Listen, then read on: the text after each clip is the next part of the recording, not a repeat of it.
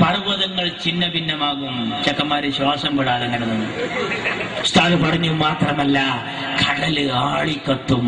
ബേജാറാകാൻ എവിടെയെങ്കിലും പോണം. ഇതൊക്കെ കേട്ടപ്പോ ശാന്തമായ സൂചി വീണാ കേൾക്കുന്ന നിശബ്ദതയുള്ള ആ സദസ്സിൽ ഉസ്താദ് പറഞ്ഞു പത്രേ, അന്ന് അല്ലല്ലാത്ത ഒന്നും ഉണ്ടാവില്ല, അന്ന് അല്ലല്ലാത്ത ഒന്നും ഉണ്ടാവില്ല. അപ്പൊ പിന്നിലെ വെഞ്ചിന്ന് ഒരു ചെക്കൻ സ്പീഡിൽ വന്നിട്ട് ചോദിക്കാത്തരെ അന്ന് മദ്രസ ഉണ്ടാവുമെന്ന്. ഓന്റെ ബേജാർ എന്താണെന്ന് പറയാ, സദർ ഉസ്താദ് മരിച്ചിട്ടാണെന്ന് മദ്രസയിൽ പോയതിന്റെ കാത്തിട്ടത് എന്ന പോലെ ഈ പള്ളി പൊളിക്കുന്നു, JCB വന്ന് മഞ്ചേരി പള്ളിയുടെ മിനാരം പൊളിക്കുന്നു, മദ്രസ അവതാളത്തിലാകുന്നു. ഈ പ്രതിസന്ധി മുഴുവൻ വരുമ്പോ KT ജലീലും PTA റഹീമും PMA സലാമും TK ഹംസാക്കയും Mappila സഖാക്കളും വന്നിട്ട് പിന്നിലെ വെഞ്ചിന്ന് വന്നിട്ട് ചോദിക്കുക അന്ന് ലീഗ് ഉണ്ടാവുമെന്ന്. പാവം, നിങ്ങൾക്കൊന്നുകിൽ നാണം വേണം, അതല്ലെങ്കിൽ മാനം വേണം. അത് രണ്ടുമില്ലെങ്കിൽ നാണവും മാനവും ഉള്ളവർ കുളിച്ച കുളത്തിൽ പോയി ഒന്ന് മുങ്ങുകയെങ്കിലും വേണം എന്നേ സാന്ദർഭികമായി ഞാൻ പറയുന്നുള്ളൂ. ഞാൻ ചുരുക്കുകയാണ്. കേരളത്തിൽ ഭരണം കൊണ്ട് പൊറുതിമുട്ടിയ നിങ്ങൾക്ക് അടുത്ത തെരഞ്ഞെടുപ്പിൽ ചാൻസ് വരാനിരിക്കുന്നു അല്ലേ? ഇങ്ങനെ വിലക്കയറ്റം രൂക്ഷമായ ഒരു കാലഘട്ടത്തിന് മുമ്പുണ്ടായിട്ടുണ്ടോ? തക്കാളിപ്പെട്ടിക്കൊക്കെ ഗോദ്രജിന്റെ കൂട്ടിടേണ്ടി വന്നില്ലേ? മാറ്റിച്ചേര എത്ര രൂപയാണ്? 40 ഉറുപ്പ്യ തക്കാളിക്ക് വരെ വന്നില്ലേ? എന്റെ അമ്മനോട് ചോദിച്ചു, മാനേത് കിലോ 10 എന്ന് പറഞ്ഞ് വന്നിരുന്ന സാധനല്ലേ? ഞാൻ അമ്മാനോട് പറഞ്ഞു 2 കിലോ 10 തന്നെ വന്നിരുന്നു, വാരി കൊടുത്തിരുന്നു. ഈ വിലക്കയറ്റം രൂക്ഷമായ സമയത്ത് ഉമ്മനോട് ചോദിച്ചു, പിന്നെ തക്കാളി ചാറ് വെക്കാൻ എന്താ ചെയ്യാ? ഞാൻ പറഞ്ഞു പഴയ മാതിരി നല്ല ഭരണം വേറെയാണ്, അതുകൊണ്ട് തൽക്കാലം എന്തെങ്കിലും 1 or 2 എടുത്ത് ഇങ്ങനെ ഉപയോഗിച്ചാൽ മതി. ഉമ്മ പറയും ഇതിന്റെ ഒരു ചൂരും മണൊക്കെ വേണ്ടേ കുട്ടിയെ? ഞാൻ പറഞ്ഞു ചൂരും മണൊന്നും വേണ്ട, നിങ്ങൾ ആ ഒരു തക്കാളി എടുത്തിട്ട് ആ ചാറിന്റെ ചട്ടിമൊന്നുണ്ട് വിഞ്ഞാങ്ങിക്കാളി. ഈ പറമ്പിലും ഈ ദേഹത്തിലും ഈ കേരളം എന്നാകെ ഉപദ്രവിക്കുന്ന സഖാവ് അച്യുതാനന്ദൻ, കൊടിയേരി, പിണറായി തുടങ്ങിയ എല്ലാ മൂർത്തികളും ഒരു 2 കൊല്ലത്തേക്ക് കൂടി അടങ്ങി നിൽക്കണമെന്ന് പറഞ്ഞ അടുപ്പിൽ കണ്ടിട്ടും തേച്ചിട്ടൊരു പൊട്ടി വെക്കും. ആ മണം മതി നമുക്ക്, വേറെ ആലോചിച്ചിട്ട് കാര്യമില്ല. രൂക്ഷമായി പോയി, ബാണം പോലെ കുതിച്ചു വരിക. ഞാൻ ചോദിക്കുന്നു, മാറ്റിച്ചേരാ ഇങ്ങനെ കറണ്ട് കട്ടുണ്ടായ ഒരു കാലഘട്ടം ഉണ്ടായിട്ടുണ്ടോ? ഞങ്ങളെ ഭരണത്തിൽ കറണ്ടിന് ചാർജ് കുറച്ചു എന്ന് മാത്രമല്ല എമർജൻസി മുഴുവൻ കേടുന്നു. കാരണം എന്താ? ഉപയോഗിക്കായിട്ട്. എന്നാ ഇപ്പോഴത്തെ സ്ഥിതി എന്താ? രാവിലെ കറണ്ട് പോണ്, ഉച്ചക്ക് കറണ്ട് പോണ്, വൈകുന്നേരം കറണ്ട് പോണ്, എന്നിട്ട് കറണ്ട് കട്ട് യശാമാരിന്റെ ഇടയിൽ.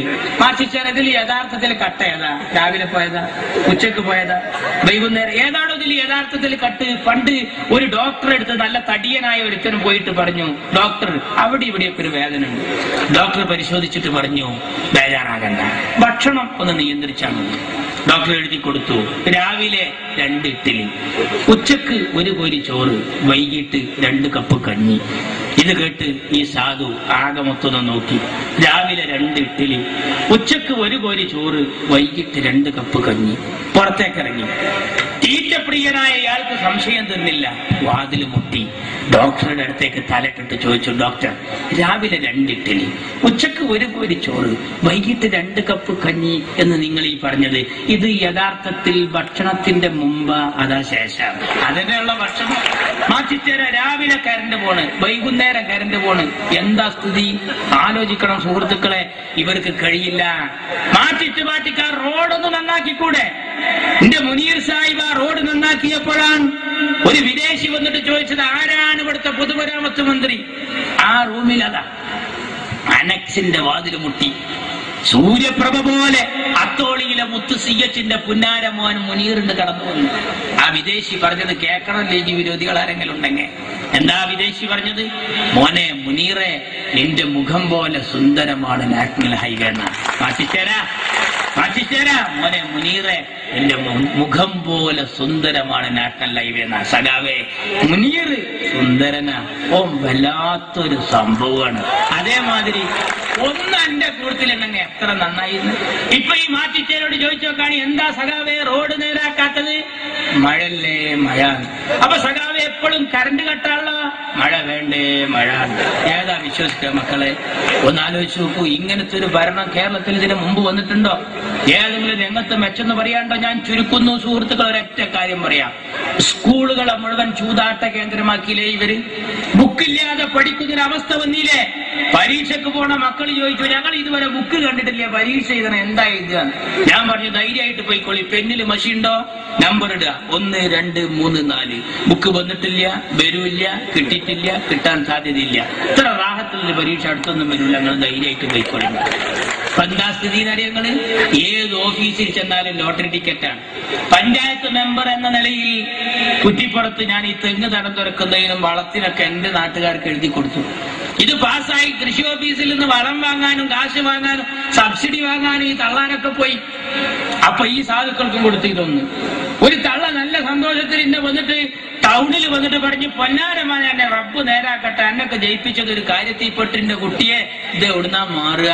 തള്ളന്റെ വിചാരം 2000-ന്റെ ഒറ്റോട്ടാച്ചിട്ട് പോയ ലോട്ടറി ടിക്കറ്റാണ്. ലോട്ടറി ടിക്കറ്റാണ്. ഒന്ന് ആലോചിച്ച് നോക്കൂ. ഓഫീസിൽ മുഴുവൻ ലോട്ടറി ടിക്കറ്റ്. സ്കൂളിലേക്ക് കൊടുത്തിരിക്കുന്നു സ്പോർട്സ് ലോട്ടറി, സാന്ത്വനം ലോട്ടറി, ലക്ഷം വീട് ലോട്ടറി, മാഷ്മാരെ കയ്യിലൊക്കെ ലോട്ടറി. വരാന്തേ കൂടിയ ഇന്നത്തെ കേരള, ഇന്നത്തെ കേരള, ഇന്നത്തെ കേരള. ഇങ്ങനെ എല്ലാ ലോട്ടറി നഷ്ടത്തിലായപ്പോ സ്കൂളിലേക്ക് കൊടുക്കുക.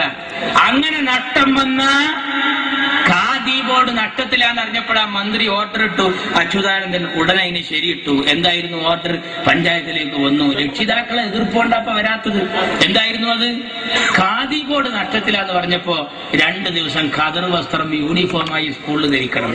നോക്കാൻ നിങ്ങൾ നഷ്ടം വന്നതൊക്കെ സ്കൂളിലേക്ക് കൊടുക്കുക.